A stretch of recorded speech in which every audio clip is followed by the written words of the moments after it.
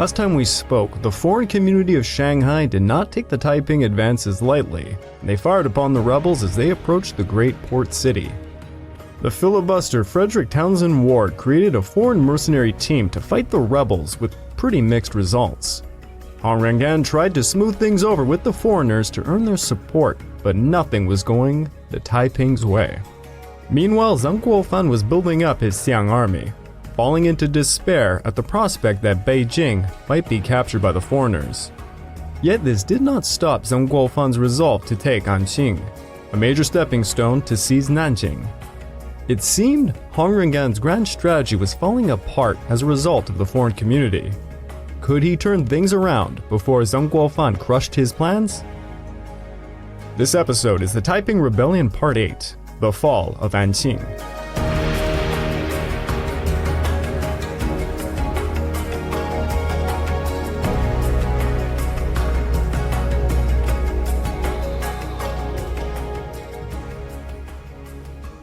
Welcome back to the Fall and Rise of China podcast. I'm your dutiful host, Craig Watson. But before we can begin, I just want to remind you all that this podcast is only made possible through the efforts of Kings and Generals over at YouTube.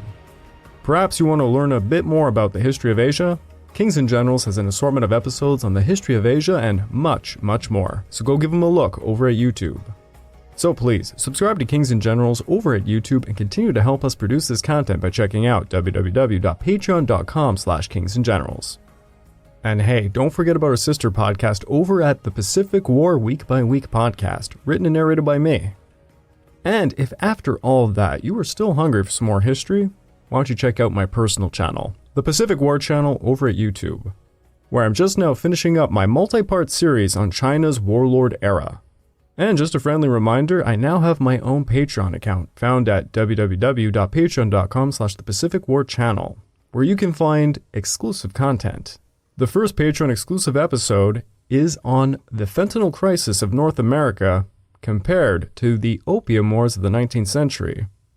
So if that's of interest to you, go check it out, the Patreon, or you can catch me at the Pacific War Channel Discord, or at the Kings and Generals Discord server, or hey, you can just leave a comment on any of my YouTube videos. I always check them out. When the Taiping generals and officers were around, things went relatively well for the populace that came into contact with the Taiping assaults. However, as the Taiping armies moved onwards, large groups of bandits followed in their wake. Many Taiping also secretly amongst them. They would plunder, rape, and murder, the usual as it were. Horrible atrocities were common. One account from Xiangshan County in Zhejiang Province had a recent groom disemboweled before 12 bandits raped his bride and killed her as well afterwards. In that very same province, one story told, quote, "There were those who would cut open the stomach and drink the blood, and others who had chopped off 4 limbs. Some would dig out the heart and eat it. My pen cannot bear to write this." They would carry off women to rape, and young boys to be made into future conscripts. Often the Taiping vanguards, if they could not find Qing officials, well, they would simply kill citizens of a city, dress up their corpses in Qing official attire, just to invigorate the rest of the army. Heads went on stakes, placards were nailed to them. The violence between the Qing and the Taiping became indistinguishable. But as so often is seen in China, alongside the horror, taxes were collected, crops were grown, new officials were appointed. Life simply went on. The frank truth about this time period is that the Chinese commoners did not care who was actually in charge, whether it be Taiping or Qing. They simply wanted the damn fighting to end so they could carry on with their lives. They just wanted some order to be able to provide for their families. Facing so many new territorial gains and countless differing populations under their control, the Taiping established agreements with local leaders, such as the gentry class, who were willing to play ball. Thus, a lot of these territories held a lot of autonomy. That is, if they paid taxes and made sure not to help the Qing. There was an interesting element of a class struggle going on as well. Where the Qing ruled, the wealthy landowner gentry class or scholars generally called the shots. But where the Taiping ruled, you could join their ranks, no matter what class you came from, and you could move up the social ladder. Real control still lay outside the Taiping's grasp, however. Though the Qing were weakened by the European victory over them, and even with the emperor literally fleeing the capital, the mandate of heaven still remained, and as long as it did, those loyal to it would resist the rebels. Hong Xiuquan and Li Xiuquan did not agree on a great many things, but one thing they certainly saw eye to eye on was the need to consolidate the fertile southern provinces, to take what was once the old Ming Empire and use it to starve the Qing in the north. By autumn of 1860, Li Xiuquan was forced to leave his command in the eastern provinces to come relieve Anqing from Zhang siege. Hong Xiuquan actually sent orders for Li Xiuquan to march north to hit Beijing again, now that it was weakened, but he refused, ironically similar to how Zhang refused Emperor Xiangfang. No, instead, Li Xiuquan insisted he would go west into Jiangxi and Hubei provinces, where several hundreds of thousands of people could be recruited into the Taiping ranks. He would use these men to lift the Anqing siege, and this all meant a clash with Zhang Guofan in Qimen. But before Li Xiuquan left Nanjing for his campaign, he had told the citizens, "If Anqing can be held, there is no need to worry. But if it is not firm, the capital will not be secure. Everyone needs to start stockpiling food." In 1861, Hong Xiuquan took to the field under the orders from the Heavenly King to help relieve Anqing. It was the first time he commanded an army. He himself had never really fought in a battle before. All the way over in Beijing, Prince Gong was begging Emperor Xiangfeng to return to the capital. Hell, the war was over. The foreign barbarians had left. The sovereign was needed in the capital to reassure the people. But Xiangfeng refused to go back to Beijing, as he was too furious that Prince Gong had agreed to allow foreign envoys to be in Beijing. He could not be around them. Thus, Xiangfeng stayed at his hunting retreat with his empress and his harem of concubines, busying himself by ordering his staff to make improvements to what had become his new home. Prince Gong, meanwhile, was receiving terrible reports from Zhang Guofan about the difficult situation at Anqing. Prince Gong understood the Taiping menace was akin to a disease in one's inner organs. They were the most urgent problem the dynasty had to deal with. The foreigners were actually a secondary threat when compared. Thus, he decided to do whatever was necessary to appease the foreigners, while everything should be directed at defeating the Taiping. Once the terrible rebellion was over, then they could do something about all the foreign encroachment. At the same time, he wondered if it was time for the Qing Dynasty to seek aid from the foreigners to quell the Taiping. Russia, unlike the others, was free from the obsession of neutrality and had been hassling Qing officials to offer direct military aid for quite some time. The Russians also offered shipping aid, suggesting they could coordinate with the Americans to bring southern rice to Tianjin by ocean routes. The Russians were the oddball out when it came to foreign powers in China. They were still angry about the Crimean War, and while the Americans, British, and French fought tooth and nail for maritime trade rights, Russia alone shared a land border with the Qing, one that was thousands of miles long. The Russians saw the enormous opportunity a weak Qing government offered them. They could perhaps expand their territory or develop cross-border trade. Thus, the Tsar sent representatives who offered Xiangfeng rifles as early as 1857, and during the negotiations in Tianjin in 1858, they went a step further, offering direct military help in the form of advisors. All they asked was a little control over the territory north of the Amur River, which was in the Manchu homelands. Bit of a touchy situation. As you can imagine, Xiangfeng didn't really like that deal, and he said no. But then in 1860, when the Europeans defeated the Qing and forced them to sign the Treaty of Tianjin, the Russian diplomat, Nikolai Pavlovich Ignatiev, managed to negotiate a secret Sino-Russian treaty on the side. Ignatiev said he would help the Qing to not be toppled by the other Europeans if Prince Gong granted Russia control of the northern region of the Amur River, an area 300,000 miles large that was bigger than Korea. The Russians offered a gift of rifles and 400 Russians aboard steam-powered gunships to coordinate with the Qing military and attack Nanjing. Prince Gong took the offer seriously, and he pressed the question over to many high-ranking Qing officials, one of which was Zhang Guofan. There was a ton of bickering amongst them.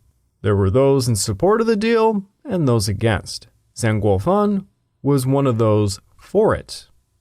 Zhang Guofan argued Russia and China had no real qualms between another, and it was not unprecedented to accept such help.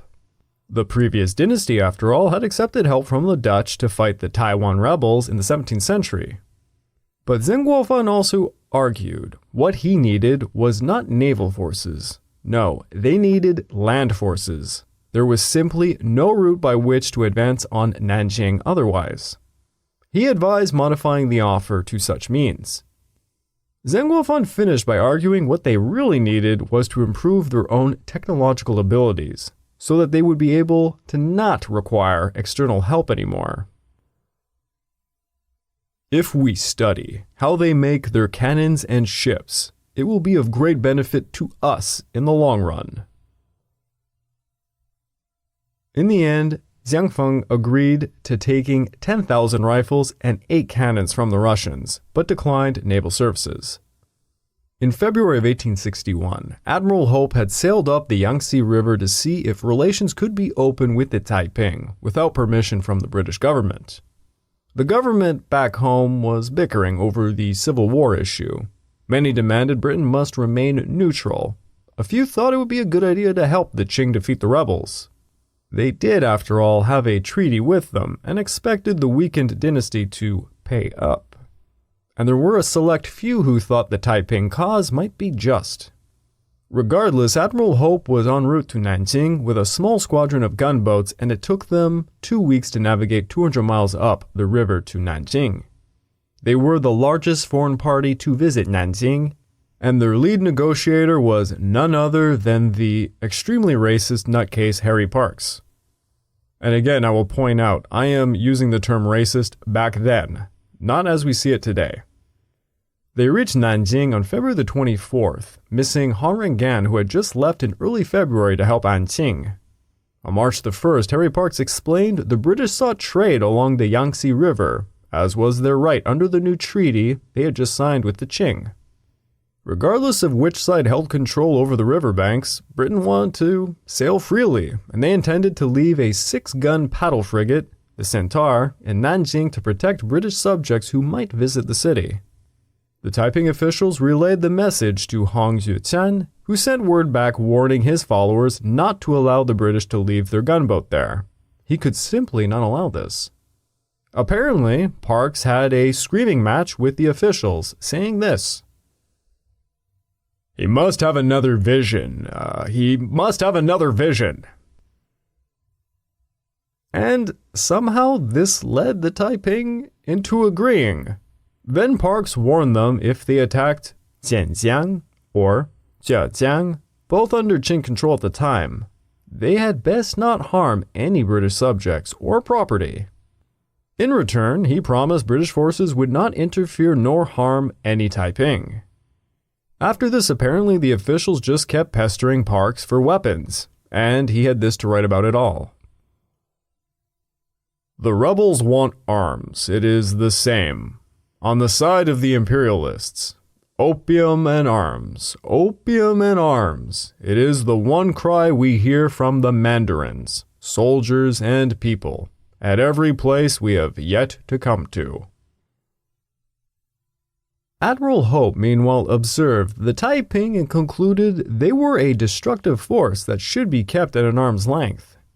He deduced, "A period of anarchy, indefinite in duration in China, in which the commercial towns of the empire will be destroyed, and its most productive provinces laid to waste."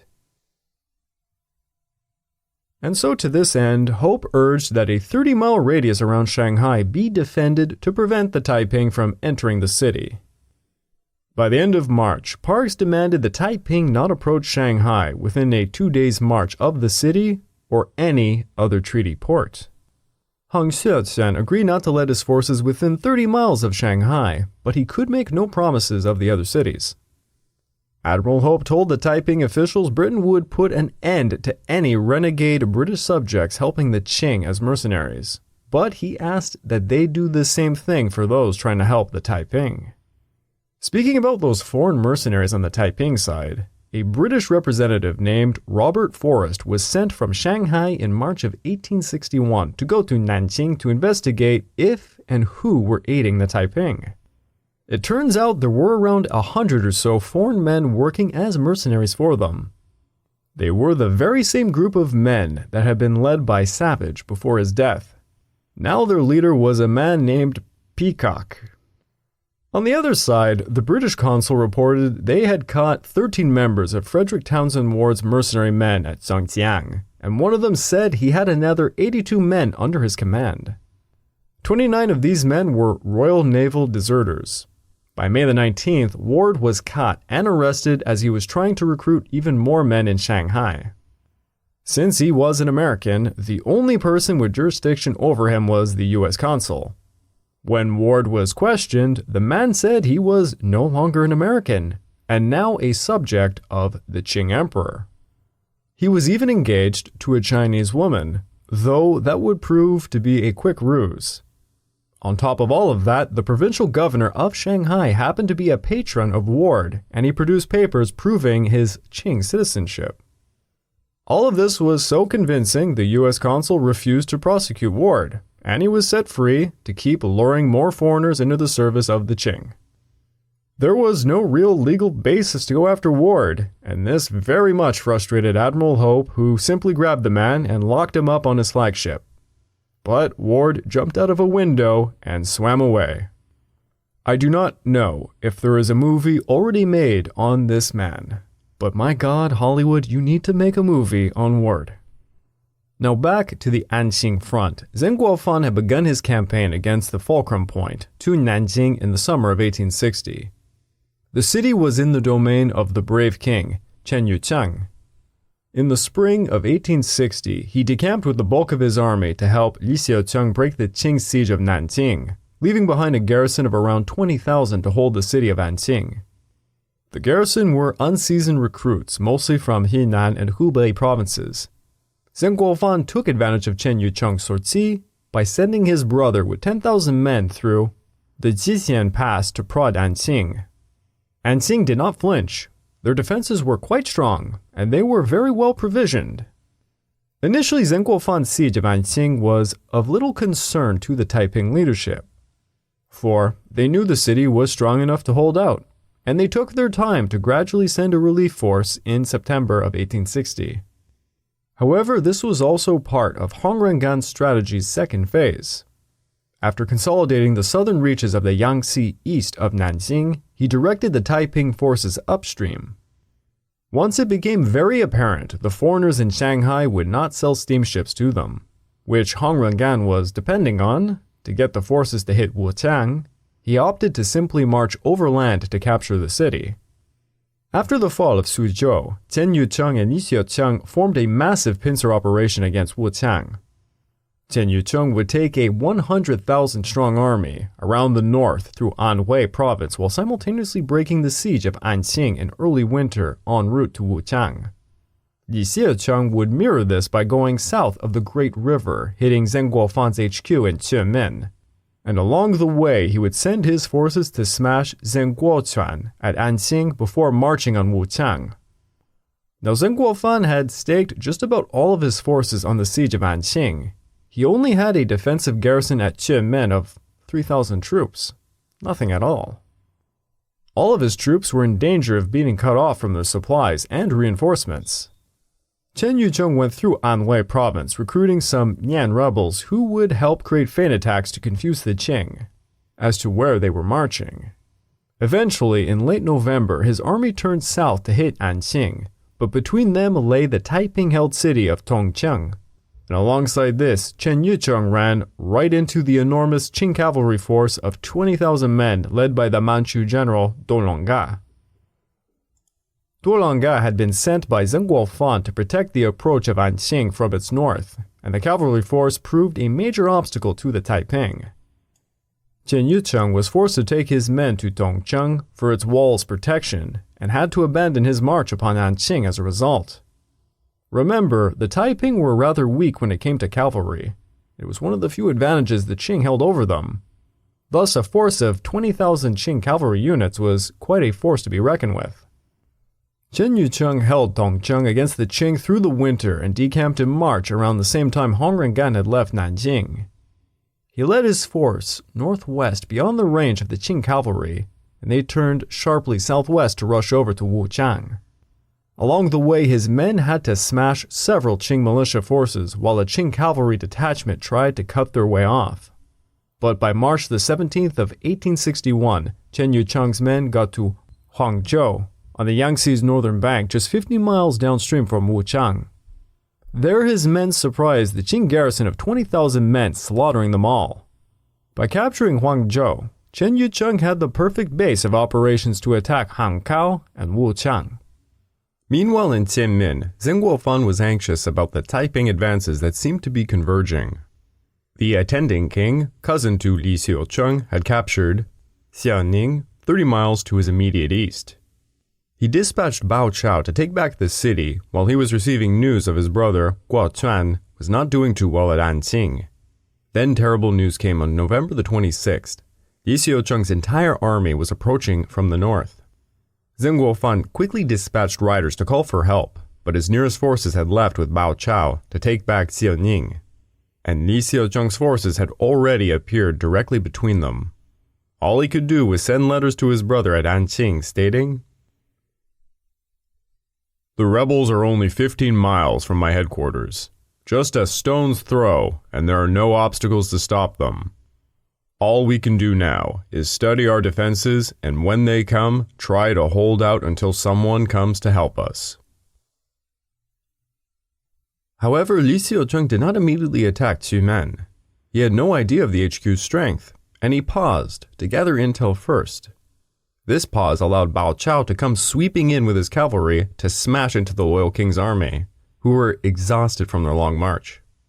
Bao Chao's force was much smaller, so he continuously harassed the Taiping army, but never fully dedicated his army into a full battle. Li Xiuquan simply took his men and he marched into Jiangxi province as per the pincer plan. Despite Li Xiuquan's moving on, 3 smaller Taiping forces were still harassing Zheng Guofan, and he suspected this was just a feint to mask an offensive against Anqing. His HQ were severed off from their supply routes because of Li Xiuquan's cousin. Thus he had to disband his HQ, and he tried to march east, only to be attacked and pushed right back to Xiumen. Meanwhile, Chen Yucheng awaited Li Xiuquan's forces to meet up with him at Hankou, but he was in a bit of a situation. Hankou was a new treaty port for the British, and it just so happened Admiral Hope's expedition was on its way back from Nanjing. Harry Parks showed up to pay a visit, warning the Taiping not to cause any harm to the treaty port. Chen Yucheng spoke with Parks, talking about the plan to take Hankou and Wuchang. Parks had gone past these cities and knew that they were weakly defended, and because some British subjects were there, he stated this: "I commanded his caution in this respect, and I advised him not to think of moving on Hankou, because they could not take the city without seriously interfering with British commerce." Thus, Parks basically threatened Chen Yucheng that he would face the same fate as Li Xiuquan had at Shanghai. Chen Yucheng tried to negotiate, stating his forces would absolutely make sure not to hinder the British. But Parks was adamant, and Chen Yucheng was forced to agree not to advance upon the city. Now Chen Yucheng had no idea what to do, so he sent word back to Nanjing asking for instructions, and thus the opportunity to smash Hankou was slipping away. The Qing cavalry that was chasing him across Anhui province made it to Wuchang, sounding the alarm, forcing him to dig in at Huangzhou. It would take months for Nanjing to give Chen Yucheng a message back, and in the meantime, Wuchang and Hankou would be heavily reinforced. Downriver at Anqing, the siege had reached its 8th month. Zheng Guochuan's trench lines surrounded the city with sequences of walls and moats about 2 miles from Anqing's walls. It was like an extra fortified wall around Anqing that defended against anyone coming out of the city or coming to relieve it. For those of you who know your ancient Roman history, it was like the siege of Alesia with Caesar. Zhenguoquan even had riverine units blockading Anqing from receiving aid via the river. But there was a major flaw in this, that being foreign ships. At Anqing's southern gate, foreign steamships could drop anchor and unload food or weapons at very inflated prices for the people of Anqing. If Zhenguoquan tried to stop them, it violated the Treaty of Tianjin, which the Taiping were trying to abide by to win over Western support.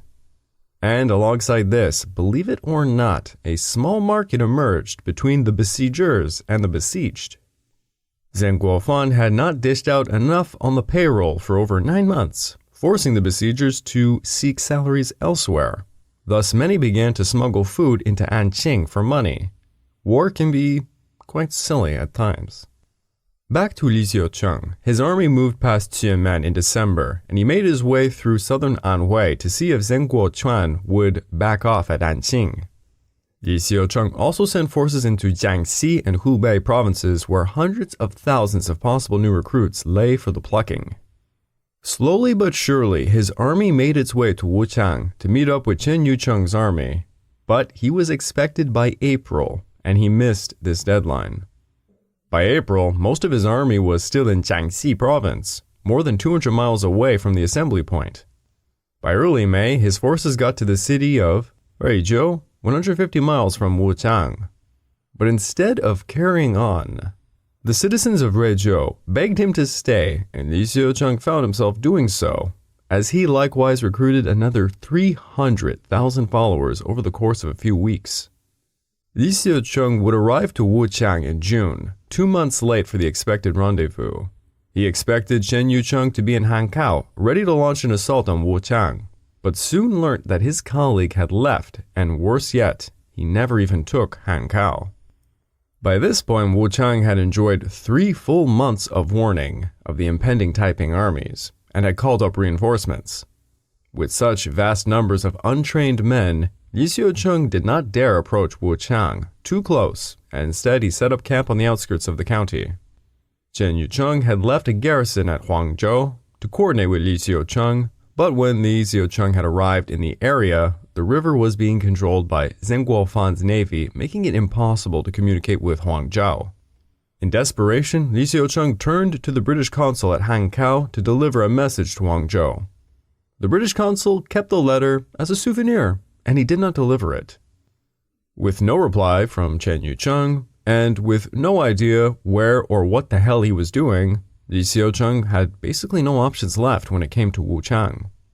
He could not remain where he was. His new forces were untested, and he did not believe that they could take Wuchang. He received word that Bao Chao was coming from the east to attack him, and he knew such veteran troops could do carnage to his green forces. Thus, at the end of June, he abandoned the western campaign and took his Goliath-sized army into Hubei province. Bao Chao tried to pursue him, but Li Xiuquan had a good head start, and he made his way overland and sea, eventually moving through southern Anhui and then into Zhejiang province. When Li Xiuquan failed to show up in time, Chen Yucheng had to act on his own. He received no further instructions from Nanjing about whether or not to attack Hankou, so he decided to leave a garrison at Huangzhou, and he took his forces downriver to hit Anqing. On April the 27th, he made it to the Jixian Pass with 30,000 troops, easily scaring off a quite outnumbered Xiang troops there. Then he began the process of building fortifications outside Zhenguoquan's fortified encirclement.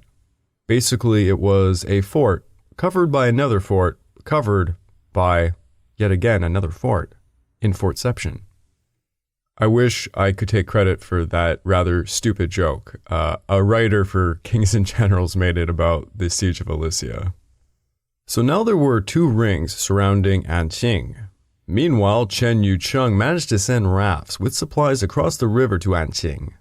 And after 3 days of trying to break through parts of Zhenguoquan's walls, Dulanga's pursuing force had gotten between his forces and the nearest Taiping-held city of Tongcheng. This threatened Chen Yucheng's supply and communications line to Nanjing, and without Li Xiucheng, it seemed he would be unable to break Zheng Guochuan's defensive lines. Thus, Chen Yucheng looked like he was going to have to depart. But then, on May the 1st, a Taiping army, 20,000 strong, showed up, led by Hong Xiuquan at Tongcheng. By May the 6th, Hong Xiuquan had sent scouts to meet up with Chen Yucheng, but they were beaten back savagely by Dulanga's cavalry force. It was at this point Chen Yucheng made a grave mistake. He left 12,000 men behind to hold the encirclement defenses and withdrew with the rest of his men northwards to strike at Dulanga's cavalry in coordination with Hong Xiuquan from the north. On May the 24th, the two Taiping armies attacked Dulanga in 3 columns, 2 from the north and 1 from the south, but a Qing spy had revealed this strategy to Dulanga. Dulanga set up an ambush, using a detachment of cavalry going around Chen Yucheng's forces' rear, falling upon the men and sending them into a rout. Soon, Chen Yucheng's army was running to Tongcheng, receiving massive casualties in the process. The rout also severed Chen Yucheng from his 12,000 men back at the encirclement of Anqing, leaving them helpless without leadership nor possible reinforcements. As for Hong Xiuquan, it was his first foray into military command, and it would effectively be his last. At the same time Hong Xiuquan's army was receiving its defeat, the Heavenly King was hosting a visit from Harry Parks, and was greatly unnerved by it, wishing for Hong Xiuquan to return to Nanjing to deal with such matters, such as a very racist and annoying diplomat like Harry Parks. Thus an order was sent out for him to return, and that is just what he did. Chen Yucheng's blunder left 12,000 men in a terrible situation. 4,000 were manning the Qixian Pass, and around 8,000 were at the Waternut Lake with only the supplies they had brought with them. They outnumbered Zheng Guochuan's encirclement forces, but only by a bit, and now the Qing would smash into them. Zheng Guofan had ordered Bao Chao to help ferry his army across the Yangtze River to get over to his brother to help. The day after Chen Yucheng had fled Tongcheng, Zheng Guofan and his brother's armies swept over the Qixian Pass force, breaking them within a week. On June the 7th, the Taiping at the Qixian Pass surrendered. Bao Chao's men killed 3,000 of them. Then they went over to smash the Taiping at the Waternut Lake, eventually defeating them by July the 7th. 8,000 Taiping surrendered, handing in 6,000 foreign rifles, 8,000 long spears, 1,000 Jinggaos, 800 Ming Dynasty matchlocks, and 2,000 horses. It was quite a nice haul. But Zheng Guochuan had no idea what to do with all the prisoners, a force almost as large as his own, which was very dangerous. One of his battalion commanders suggested, well, that they just kill them all, and he had a suggested plan to do so. They could open the gates of the camp and let the prisoners in 10 at a time, so that they could be beheaded in batches. As he put it, "In half a day, we could be done." What a monster! Zheng Guochuan didn't have the stomach for such a thing, so he left it to said commander, who, by his own accounts, oversaw the butchering of 8,000 POWs in the course of a single day. Apparently, they started at 7 a.m. and they were done by sundown. My God. It seems Zheng Guochuan was deeply troubled by the slaughter, and I don't blame him.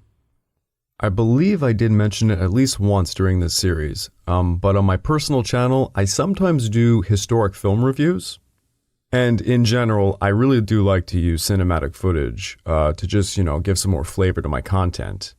And when it came to my episode on the Taiping Rebellion, and I did do a film review of it separately, there is one movie that kind of touches upon this rebellion, not as much as it should have, but it's in the background. It's called The Warlords, starring Jet Li. Came out in the early 2000s, I think 2007, I'm saying this off the top of my head. Now, the events of the movie loosely follow the Taiping Rebellion, and if you've seen the movie, you know the scene I'm talking about, but there is a scene where they take a Great Walled City. And there, one of the commanders decides to simply kill all the POWs, although they had already, ensured their lives and I told them that they wouldn't kill them. I think in the movie it's actually supposed to represent Nanjing, but it kind of fills this situation we have over here. At this time in the history of China, this was commonplace. I mean, much more so than other given time periods. And there were actually a lot of factors at play that people don't really consider. Take, for example, the one of food.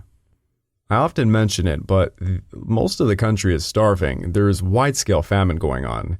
So technically this commander, given, if he did allow these 8,000 POWs to live, they probably were going to starve to death because it's not like they were going to give up their food to them. So again, while I am calling him a bit of a monster, and he definitely was, but this could have been a mercy if you look at it from a certain angle. Now, despite the great victory, the siege of Anqing still was going on, as Bao Chao and Zheng Guochuan smashed the Taiping relief forces. It was all the foreign ships bringing provisions into the city that was making the difference for them. Zheng Guofan tried to send word to the British to stop making deliveries, but they just kept ignoring his messages. By mid-July, he was fed up after finding out a foreign ship had unloaded nearly 200 tons of rice to Anqing, so he sent a complaint directly to Beijing.